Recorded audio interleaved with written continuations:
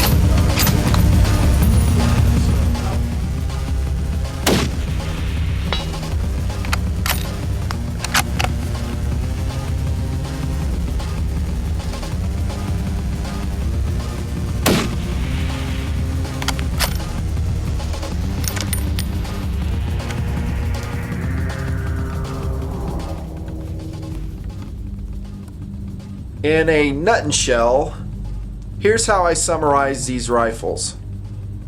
700 for 700. In other words, for about $700, not including scope, rings, bases, you will get a rifle that is capable of accurate and sustained, underscore that last word, rifle fire to about 700 yards. This one would actually be 600 for 700. I know, you might take it past 700 yards. But one, you're going to have to be really practiced. You won't be. Two, really good. You might be. And then three, just flat out lucky. Talking about first round hits.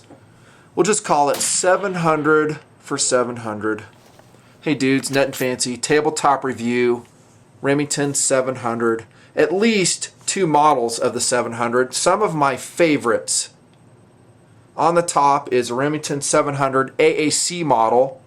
On the bottom, Remington 700 SPS model, both chambered in .308 Winchester.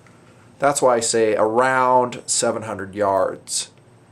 I think some dudes call these budget tactical bolt guns. My frame of reference is a little bit different, especially after years of shooting them. I think of them as precision bolt guns delivered at a certain price point. Well, Nutnfancy, that's the same thing, isn't it? Not really, because if you say budget tactical rifles, budget bolt guns, it kind of has a connotation that you're missing out on something, that you're giving something up. And with these Remington 700s, you're not really giving up that much in First Kind of Cool. You'll see exactly what I'm talking about as we progress with the review. Don't get me wrong, there are some definite compromises made in their manufacturing and their makeup. We'll look at that. I'll mention them as I can remember. They're not perfect. They do have some shortcomings. I will address those, trust me. There are better bolt action guns out there, but at what price? I mean, if you're made of money, you know, go buy your surgeon rifle and call it good. A lot of us aren't. I mean, that Carbon Extreme 2 from Christensen Arms I reviewed last summer. What did that ticket at? Like $3,500? Wow. I mean, it was really lightweight, and it does have advantage over both of these guns in terms of weight, big time. But as far as capabilities, chamberings notwithstanding, no. They're about the same level of accuracy from my testing. Now, TMPers who have been following me since 2008 here in the Nutnfancy Project, TMP, know that the 700 and myself go way back, all the way to 1976 to be exact. Yeah, I got one for Christmas from my dad. It was a Remington 700 BDL in 30-06, a gorgeous rifle. It went adventuring with me on all kinds of hunting expeditions with my dad and I. Backpacking hunting, the tough kind. And I took that 700 with me in a case because I didn't want to scratch it. Oh, what a great gun that was. Elk hunting, bear hunting, mule deer hunting. Yeah, after Dad died and I got older, I made the mistake of selling it. I know. Bad call, Nutnfancy. I know. Trust me, I live with that all the time. The good side is I used that money to buy another gun, the very Glock 19 that you've seen in front of the camera all the time. I was a poor college student back in 1989. So there you go. So I have a lot of experience with the type over the years, sporadically, admittedly, but I do know the 700 and I know it well.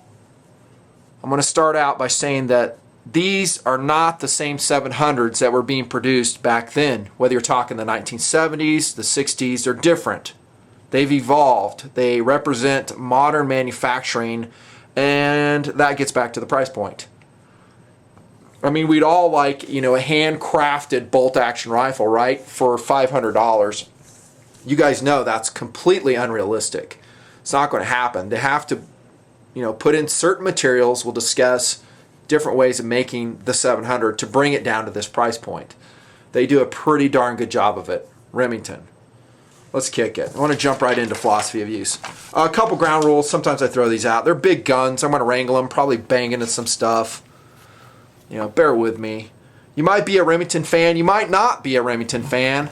No myopia, please. I mean, just have an open mind. And it's my data. That's always a ground rule. I don't jack into, I don't know, groupthink, a certain forum discussion, this or that. I'm just going to share with you what I found out in shooting these rifles extensively here in the Nutnfancy project.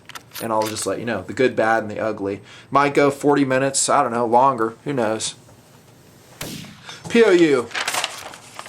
Budget tactical rifle. I would say, again, let's say this, a high value tactical rifle. Guys who dial into either model of either one of these, that's a 700 SPS, this one right here, you've been seeing it in video no doubt, or the AAC, are trying to score a lot of gun for the money. They want a precision shooter, a bolt action rifle that they can range out with, but they're not ready to go spend, I don't know, $1,000, $2,000, $3,000 on the gun, and I say more power to you. As you're going to see in accuracy, you have chosen well. They are extremely capable. That's a philosophy of use all its own, a precision rifle. And think about that price point for a minute. Well, we can actually call it, again, $600, $600 for 7, because this one's around 6, this one's around 7, give or take. How many guns can you buy for $600 that can range out to the 700-yard mark that I've chosen? Well, you know, you got this rifle, you got that rifle. I know, but remember what I underlined, the word sustained rifle fire. So these have thick barrels, as we will see. They are capable of sustained firing, very stable barrels. There's some, but there's not a lot out there. And when you talk about tactical precision rifles that come in at this price point, there's fewer still. Very few. Remington is one of few games in town when we're talking about factory-produced rifles. If you want to go do a project rifle, you get your Mosin, you change it, do whatever you want to it. Chances are, in my experience, you're not only going to pass that $700 mark, you're going to pass it by a lot, depending on what you do to it. And I'm talking rifle alone, not the glass and the other stuff. So affordable sniper rifle, we'll just call that a POU. How about a recreational gun? I have fun shooting bolt-action guns. Man, is it fun. We run and gunned with this one right here in the Sledgehammer. I can't remember if I did it with SPS. I don't think so. I think it was just AAC, and it is just a riot. In Sunflower Shoot, the SPS came along. We were shooting that. Actually, that wasn't Sunflower Shoot. That was with Bug at Nuster. We went shooting bolt guns in the desert mountains. This gun was shooting in that. To the right. Really fun, especially if you reload, then it's more affordable. It's a recreational pastime, distinct POU, no doubt. And then I'll add this, since the price is so low, for the gun alone, it might be a project gun for you. You know, maybe you do want to make some modifications on that. Be very careful on that value equation. We'll discuss that again before the video's out, I'm sure of it. But yeah, you can change the stocks, whatever you want, get the exact gun you want. You're just using the barreled action. I did say this is a different 700 than the 1970s. I will stick with that. But the heart and soul is the same. That is the barreled action and the barrel itself, how it's put together and the accuracy achieved, the strength of the action. It's all there, true to the heritage of the Remington 700. Another POU, team rifle for police departments. I got lots of LEOs that watch the Nutnfancy project. I have some that dial up the videos in their ready room. What's up, dudes? Thanks for watching. A lot of you guys will have one of these guns as a team rifle. You might have a 700P, the more costly one that's wearing an HS-Precision stock, but you might have one of these. Maybe it's an SPS, maybe it's an AAC. I think it's a great option. It will deliver. And then another POU on this one is going to be a silenced or suppressed sniping rifle, and that's where the AAC version comes in. This, as you can see, is threaded. It's 5/8 by 24 threading at the end of that 20-inch barrel on the AAC. Before I go any further, I might review other versions of the 700 and in different calibers. It just depends on my motivation level. And actually the view levels on this video, if you guys are interested in it, then it makes me more interested. Let's jump into the Remington catalog before we go much further and just peek real quick at some other versions. This is a 2012 Remington catalog. There's a traditional hunting style of 700s. These are all basically the same guns. They're going to have slight variances. I shouldn't say slight, but they're going to have stock variances. The finishes on the guns themselves will be different. You might even have some trigger differences, depending on how much you're willing to spend. SPS stainless. They have some camouflage versions. This is a upgraded version. This will be the XCR. I might make mention of that in value. I highlighted the differences. If you're really picky about certain, let's say, fittings on your rifle, you might want to go with the XCR. Just spend the extra money because you're probably going to spend more than that retrofitting it. A couple more there. There's ATACs. The VTR I don't dig so much. That's a triangular barrel. I can never put a suppressor on that. I don't know. I don't think it sells that well either. That's all I'm going to do in the catalog. These, for high value tactical precision bolt guns you're looking at, are some of my favorites. Philosophies of use. I probably forgot some. Oh yeah, like hunting. I would say probably not. In hunting, do you really need sustained fire? No, you don't, unless you're, I don't know, an idiot. You don't need a big, thick barrel either. The reason we have that is for maximum accuracy, stability, and in my book, sustained fire. So we can go through several box magazines full of rounds. A mountain rifle or a lightweight hunter is probably your best bet. And one thing, I know a lot of you dudes want me to review, like the, I don't know, the Ruger American, the other high value rifles that are out there. I may, as I get motivated is what I'm trying to say. There's a Ruger American. I think it's a lot of rifle for the money. I think the action's much smoother than the M77 action. But this is a different philosophy of use. This is a hunting rifle. Thinner barrel profile, lighter weight, even a lower price point than this because they don't need a thick barrel. They don't need, in this case, bedding. Kind of a different philosophy of use. It could be a tactical rifle, but I would say probably not for sustained firing. Moving along. I'm going to roll in innovation, design, materials, and quality all in one. And these rifles are similar, and yet there are some big differences. First, I guess I will talk about the barrel. This is a 20, I don't know if I'm saying this right, a 24-inch barrel on the Remington 700 SPS. For that philosophy of use, I'm sorry, that's a 26-inch barrel. For that philosophy of use, a precision bolt-action rifle, I don't mind a 26-inch tube usually. Especially when the gun weighs an amazing 8 pounds and 1 ounce naked. I'm talking this one right here. I'll tell you why here in a second. But getting back to the barrel, it's cold hammered forged, I'm pretty sure, button rifled. It's a good barrel. I like the profile on it too for, again, the philosophy of use as a tactical bolt gun. Sustained fire. Decent. I think it's a great barrel. Not too thick. The barrels I don't really cotton to that much are maybe the profile of an M24, M40 USMC, where they have that huge, really thick profile barrel. I just don't think that gives me that much more in stability and accuracy. Not so much. Again, it's threaded on the AAC version behind us. Great barrel, have no issues with it. The attachment to the receiver I think is solid. Some may complain about the recoil lug. This is it right here. I'll roll in a picture as well. I don't see any problems with that either, is what I'm trying to say. It works well, the recoil lug. Is it integral? No. If you want to pay and get an integral recoil lug, or I don't know, however they do it on those special rifles, ante up on the cost. As long as it works well, I don't hear many complaints. I didn't see any problems with it. And that takes it to the stocks. This is where they save a lot of money with these guns. You want to go upgraded like a 700P, get into, again, the HS-Precision. That one's going to have full aluminum bedding, a V-block running like this. It's going to be made out of fiberglass reinforced with Kevlar. It's going to be, 1, heavier, and 2, more stable. This is a plastic stock, and in this version, the 700 SPS, it's not free-floated. There are pressure points right here, and I think right through there. I'll roll in a photo. So, not free-floated. Does that super suck? Well, from my shooting, no. It shoots pretty good.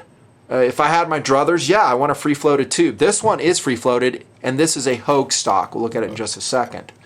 The ergonomics on this plastic SPS 700 stock are actually pretty good. It's got a flattened forend for bags. I'm talking sandbags. In shooting sticks, it worked okay. We did do a lot of stick shooting out there in the desert just because we have, I don't know, a lot of sagebrush. You can't go prone, especially on a hillside. It just don't work. It does kind of taper down right through here. You know, one of the crew members said it wasn't too comfortable to hold in this transition. But again, I brought up the point. It's meant for sandbags more than anything. Kind of a medium width pistol grip on the SPS. And it's got these inserts here. I don't really dig those so much. I think, whatever. If you're going to do it, give us some checkering, please. Some really sharp checkering. I've shown you lots of rifles that do that. You can see some inserts here. They're okay. At least they're not made out of rubber. If they were made out of rubber, I'd have a huge issue with them, because they'd be tacky and grippy. I just don't like that. Somewhat of a raised cheek piece on this stock, and then it has what it's called, I want to say soft cell, like the group in the 80s. No, it's actually Supercell recoil pad, and it works great. I always tape mine with electrical tape when I get around to it. That way it doesn't grab onto your shirt, your LBE, whatever you have going. It's a good stock. It's not perfect though. It will flex on you. Complaints about bipod use from users on the SPS stock. It's just not the most stable stock in the world. But keep this in mind, 8 pounds, 1 ounce on my scale, this rifle. The reason is, like I was going to tell you, the stock. That's where it's saving weight.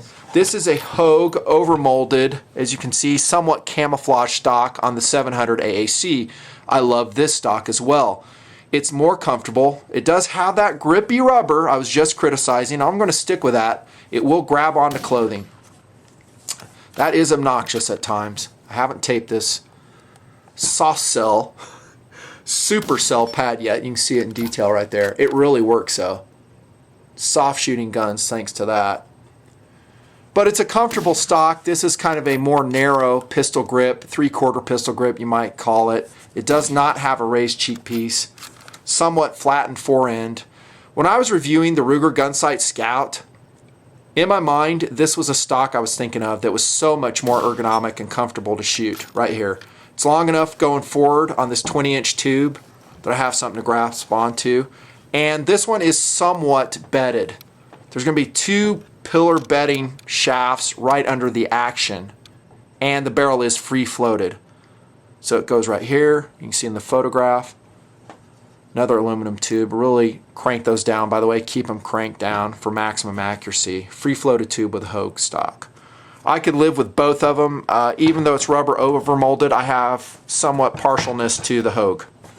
Ergonomics. Trigger. This is called, what do they call it? The X Mark Pro trigger. I've read a lot on Remington's site that it comes out of box at like 3.5 pounds. I didn't see that at all. Both of these were measuring 6 pounds, and stupidly, that's where I ran them the whole test phase. I know, it's adjustable. I should have adjusted it, I just didn't. All the accuracy targets you're going to see here in a minute ran at 6 pounds. These right now are completely lightened up, and the way you do that on the X Mark Pro is just twist that screw out. You're just backing it out. It's a little Allen head. They provide a certain tool with it. And then now these are pulling at around 4 pounds, and that's as light as I could take them. Maybe just under 4 pounds. I think it's supposed to go lighter than that. I didn't see it. Out of box, again, 6 pounds. This is a really good trigger for the money. It's nickel plated. All the contact surfaces are polished. It's pretty smooth. For a factory trigger, it's decent. Yes, I like the Savage AccuTrigger a little bit better in some respects. In some, I don't. The AccuTrigger, for instance, with the safety off, if you apply sideward pressure, like I've said since last year, it will disengage, and you're going to have to recock the gun to shoot it, and that's a very bad thing in a tactical rifle. You don't have that problem with the X Mark Pro. Some controversy over Remington triggers, if you will remember. MSNBC in October 2010 launched a huge piece against Remington, claiming about how jacked up the design was. I think it was a Walker trigger. Bunch of nonsense. Anything that comes out of MSNBC, you pretty much throw in the garbage, if you ask me. Nevertheless, this one came out in like 07, 08. I'm talking X Mark Pro. It's an improvement. I like it. It is somewhat obnoxious to have that trigger, the screw protruding right here. You may not like the coloration. I didn't mind it that much. If it really bugs you, just take it out. Duracoat it, Cerakote it. Be done with it. That's a good trigger. Ergonomically, I don't know if this is real ergonomics. This is quality and design. This is actually made out of lightweight aluminum. Pot metal comes to mind. But Nutnfancy, I like steel bottom metal. Really? Do you like carrying a 12-pound rifle in the mountains? I don't. I'll take this one right here. It's just fine. You know, military specification, I think on the 24s and 40s is steel. Too much weight for me. Not too bad. Ergonomics, a miss on both of these rifles, and this just comes from experience running like the Savages and also my heavily modded 700P and 300 Win Mag, to be honest. I'll do a separate review, I think, on that one. I like extended bolt knobs, and this ain't it. Not to say it won't work, it will, and did in testing, but an extended bolt knob helps a lot. If I keep these rifles, I'm thinking about putting on a Badger Ordnance variety on it. Speaking of bolt manipulation, again, when I was doing the Ruger Gunsight Scout, I mentioned the 700 action, how smooth it was. Here you go. Smooth. Now, if you do maximum torque, you're really stressed and you're cranking up, you can get a little bit of binding, but overall, that is a sick and smooth action on the 700s. Kind of reference standard. Releasable floor plate. Ergonomics, and this is kind of jumping ahead a little bit. When we did some somewhat stressed shooting with a 700, you learn so much stuff. One of them is how to quickly load the gun, and there's all types of techniques. Hey, Nutnfancy, you need to adopt this technique or that. I don't know. Maybe, maybe not. One thing I did try is loading it from the bottom, releasing the floor plate. Doesn't work so good. I wanted to try it.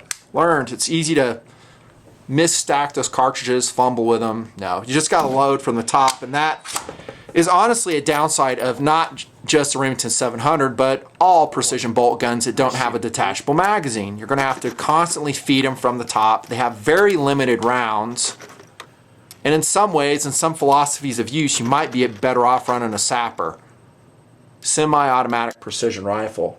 In fact, that's, to be honest, where I lean now. You know, these are slow to reload, they have a slower rate of fire, limited magazine capacity, and they're about the same weight as some SAPRs. Usually a SAPR fully outfitted with magazines is going to be a heavier system. No gas loss in a bolt action gun. I'm talking maximum velocity. They're very simple, generally not always more reliable, and they represent more value. Forgot to throw that in. Ergonomics. Safety. This is where I like my safety on my bolt guns. Right here. Not the Mauser on the bolt like the M77 does. I just don't like that. Right here. Now the Savage runs right here. That's also very ergonomic. Decent. No problems there. There's your gas relief hole there. That's a strong receiver, by the way. Speaking of innovation design on the 700. You know it is because M24 and M40 used it for years. Still using it. Yeah, it's modified, trued, all that stuff. But it's basically the same action. The Christensen Arms uses a Model 700 action. Does not have CRF. That is control round feeding, and for that matter, ejection. I might as well say this now. It's kind of jumping ahead to reliability. But I did notice in both of these 700s and in some others that I've shot that at times they'll have very weak ejection and extraction.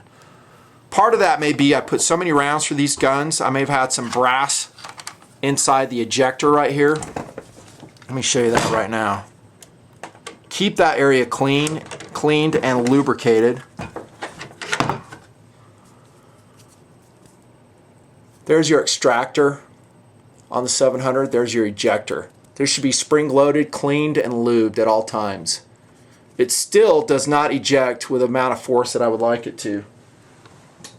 You know, CRF will be an improvement on that, but it seems like when you get controlled round feeding, I'm not really talking about the FNs because I don't have any shoot time on those, but you get a stiffer action. Other ergonomic stuff I probably forgot about. I want to move on to firepower. I already mentioned it. It sucks. 4+1 is what you're going to get in both of these Remington 700s and 308. You go with a smaller cartridge, you'll get, I think, another one. Maybe be 5+1, something like that. You can opt for a detachable magazine modification later on with your 700. Keep in mind the value. Okay, you're going to be spending a lot of money.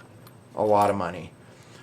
Speaking of the magazine, this is a downside. Be careful how you load it. In our testing here in the Nutnfancy project, we did find several misfeeds in both of these guns. Was it because the loader did not push the cartridges all the way to the rear? Yep, that's probably what it was, but I can't tell you for sure. Usually it was at night, it's under stress shooting. Lo and behold, the shooter goes to racking another round, nothing happens, or it jams. There were jams at times in both of these guns. That's what I'm saying. A lot of guys say, oh, bolt action guns are 100% reliable. Maybe that's what I'll say. Mostly is what I'll say. I just really can't tell you exactly why. I would say this. Push those rounds all the way to the back and don't short stroke it. That's pretty much the same with any bolt action rifle, right? True. So just remember that. And again, there's really no advantage to loading it from the bottom. You might get good at it. I don't know. On to accuracy. I want to take you back to August 2011 with the Remington 700 SPS. Here you go. Remember I said this has basically the same capabilities as a much more expensive precision bolt action rifle? This is what I'm talking about. This is where the rubber hits the road. How do the rounds end up downrange? This is shooting Federal 168 grain gold medal match. Granted, that is a really good round. Probably my overall favorite 308 load, in fact. Shoots so fabulously. That's about 1.5 inches, so that's okay. Remember, you're shooting out of a plastic stock. This is not a fiberglass aluminum stock. It's plastic on the SPS. How's that group? Not bad. And that one, half MOA out of this rifle right here with gold medal match. That's at a range off the bench. Now when I take it to the desert, it's very hard for me to replicate that because I'm usually shooting off that stupid polymer table due to brush reasons. Still the same gun. I'm shooting XM762. That's a great load. I really like it because it can tell me what the gun's doing accuracy wise. It's a very stable load. The XM80 is not performing as well for me. There's about 1.5 inches group right here, maybe 1.33 inches. About 1.75 inches right there, maybe more. PMC didn't shoot so great that day out of the gun. That's PMC. That's PMC, got it going there. Is it a one-hole rifle all the time, the SPS? I would say no. It's difficult to do, but when you square yourself away, you really adhere to the fundamentals, again, you'll get it.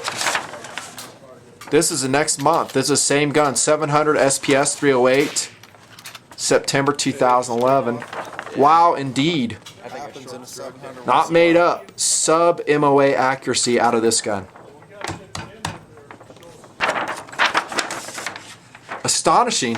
It's astonishing to me. I love 700s. You guys know that, right? But I'm not going to give them a buy if they suck. If they suck, you're going to see it on camera. XM762 pulling it together on these groups. That's pretty good. For ball. That's military ball ammo.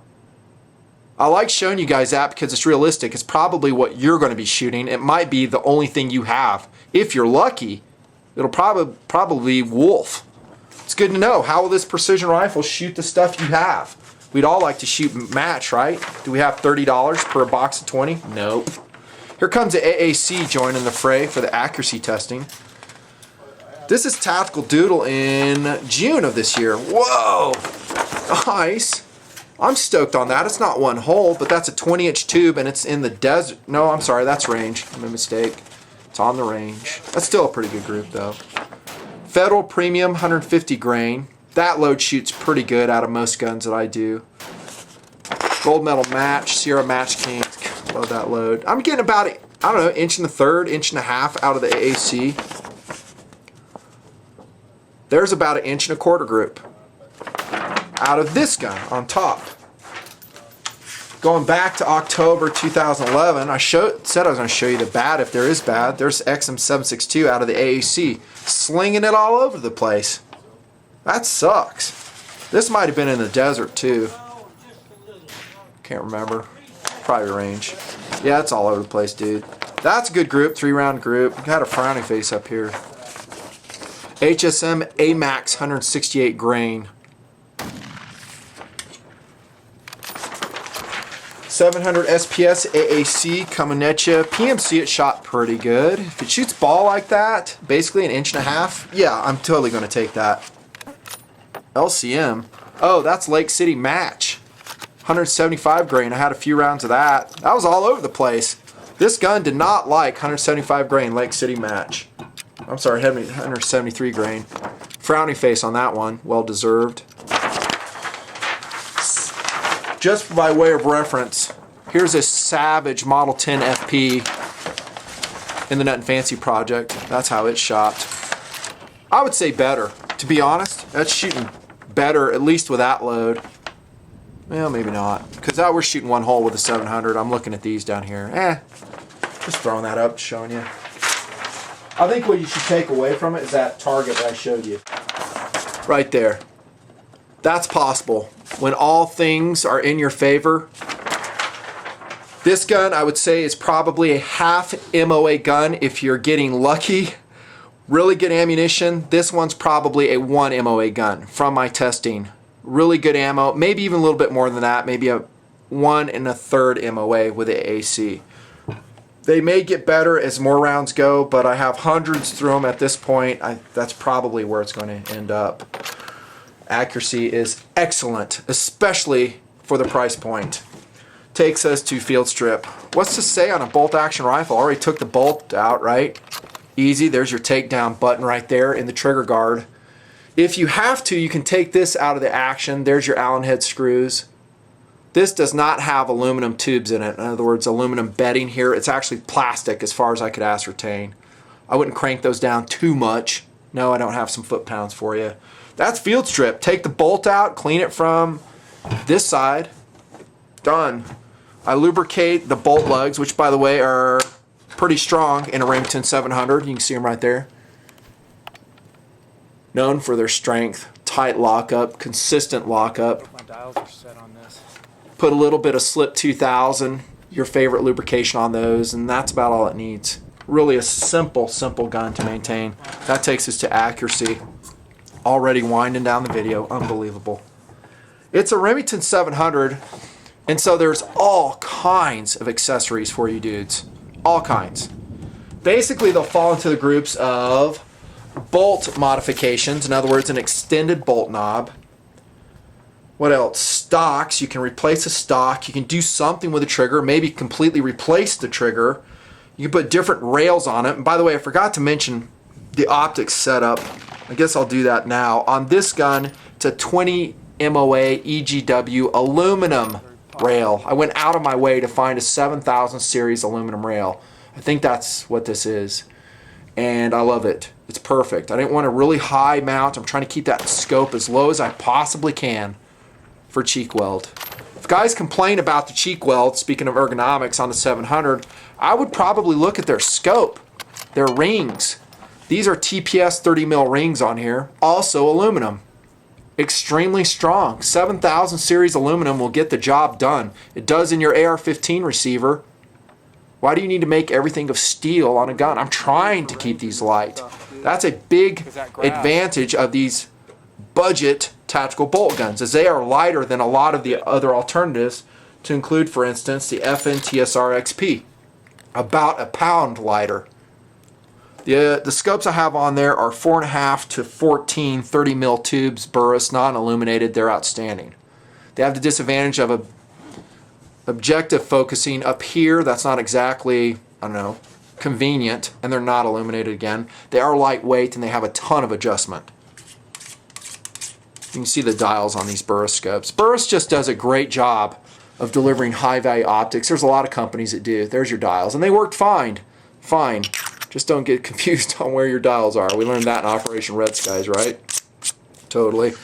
On the back, the AAC has integral tally ring mounts. They do not have MOA built in. What allows this gun to range out is the 30 millimeter adjustment built into that scope. When we talk about accessories, you have to put some thought into the best ones for your philosophy of use, what you need. Look how low this scope is. I put a lot of thought into that. I'm trying to keep that glass very, very close. Very close. This is a 50 mil tube, I think, and this is a 4.5 to 14, and this one's actually a 6 to 20. I told you wrong. So it's a different scope, both very lightweight. Bolt knobs. I would recommend, if you're really into faster bolt manipulation, getting a Badger Ordnance modification to your bolt. There are gunsmiths that will do that. Or just live with this one. It will cost you around 100, maybe 100 plus to do that. Add a little bit of weight. But if you look at my 300 Win Mag police rifle, it has that mod. Man, does it cycle fast. I did notice that if I cycled it really quick, which I'm known to do in bolt gun shooting sometimes, it failed to shuck really good. If you just do a nice, consistent reload like that, the ejector and extractor did their job a little bit better in these guns. How about stocks? Would you change them out in Nutnfancy? This is a good time to remind you of the value equation and not to dick it up. Okay, are you going to go out and spend, I don't know, $350 on an HS-Precision stock, Kevlar fiberglass, aluminum bedded, and then throw it on your SPS? If you are, I recommend, again, go ahead and get this rifle instead. It's going to be around $1,000 plus, maybe $1,100. That's a Model 700 XCR Tactical, and it's going to have some upgrades all across the board. Stainless steel barreled action. It's going to be fluted in some of the models, saving a little bit of weight. It's going to have a Bell & Carson OD stock, as you can see here, I highlighted it. Aluminum bedding block. It's got a trinite corrosion system, so it's going to be coated. And then it's going to have what they call their 40X trigger, which has been around a while. That's a good trigger too. I would go with this one. Probably. I mean, go ahead and get your calculator out and figure out what the best way to go. I would probably just stick with these stocks, both of them, even the SPS plastic stock. One of my favorite stocks on the M18 is a plastic stock. Awesome. Is it the most stable one out there? No. But it saves a pound, maybe even more over some other stock options like the AICS stock at, I don't know, $800 to $1,000. This is going to be much lighter. Even that Hogue does a good job of keeping the weight down. And it has 2 aluminum pillars here. I would just run the stocks as they come. To trigger too, I would not swap the trigger out. The X Mark Pro, good enough for me. These are high value tactical shooters. There's some other stuff that I'm thinking about, kind of like this. Detachable magazine system. They're expensive, they add a lot of weight, but they had a lot more rounds. The main reason I want this is for running gunning. That's right, it would be cool, be fun, getting back to the recreational philosophy of use. But this does not fit this stock without a lot of work. It's a gunsmith install and it's expensive. Probably not recommended. I'm going to leave accessories at that. On to value. Already said it, 700 for 700, dudes. Is that a good buy? Yeah, I think it is when you think of a tactical precision bolt gun with a precision heavy barrel. By the way, these are 1 in 10 twist on these. That's pretty good. Can you beat it? Yeah, you can, but I will say what I said at the outset, sustained fire. I like a barrel that will not vertically string on me if I send 60 rounds through it. And I did it with both of these guns. Both of these guns rapid fired, and I did not see any vertical stringing. You know, they're not perfect, but they're probably pretty darn stable. This one here is around $600. I love Savages too. I got to tell you that. I just love Savage rifles. I think they're every bit as good as Remington, and they're in some ways more accurate. I like the trigger, the Accu trigger, if you can live with that little quirk that it has. Other options in the tactical precision bolt gun world at this price point are honestly pretty limited. You know, Ruger puts together a tactical M77, a Hawkeye or something like that, but it's expensive. There's some other guns. If you're going to go with a thinner barrel hunting weight profile, then you have all kinds of options. You can go to the Ruger American, what is this, Savage Axis rifle, all kinds of other options. Along this line, not so much. Not so much. You are getting a price point value tactical shooter when you buy into a Remington 700 SPS or the 700 AAC with its suppressor capability. 20-inch tube, more maneuverable, just as accurate, a little bit of velocity loss. Still an outstanding option. You are going to miss out on some stuff when you go with these rifles. You're going to give up ultimate bedding. In other words, you're not going to get that HS Precision stock with the aluminum V block in it. You're not. Heck, for that matter, you're not going to get the Accu stock that Savage does. The Savage, by the way, is heavier than these guns, both of them. You're not going to get a trued action. That's more of a custom feature. It's all trued up and perfect. You know, you're going to miss out on that. Is the trigger perfect? It's good enough for me. That's all I can say. You'll have to shoot it and find out. Very little creep, breaks crisply, and heck, like I said, I shot it at the 6-pound setting, and I still achieved the accuracy that I showed you. The magazine reliability and the 700 is not perfect. That follower can tilt. You have to push those rounds. Occasionally, you could have a bobble, especially when you're loading under stress. That's what we found here in TMP. That's just the way it is. We'll live with it. It doesn't have super positive extraction. Good enough? Yeah, probably good enough. But for $600, dudes, you're getting a rifle that can do this. I mean, do you want to go buy that $3,500 rifle that does the same thing? I don't know. I think really long and hard about it if I were you. 700 for 700. These are rifles in .308 caliber that can range out to 700 yards, maybe beyond. Again, if you're really good, really practiced, really lucky. This is the Nutnfancy review. I love these guns. They rock. Out.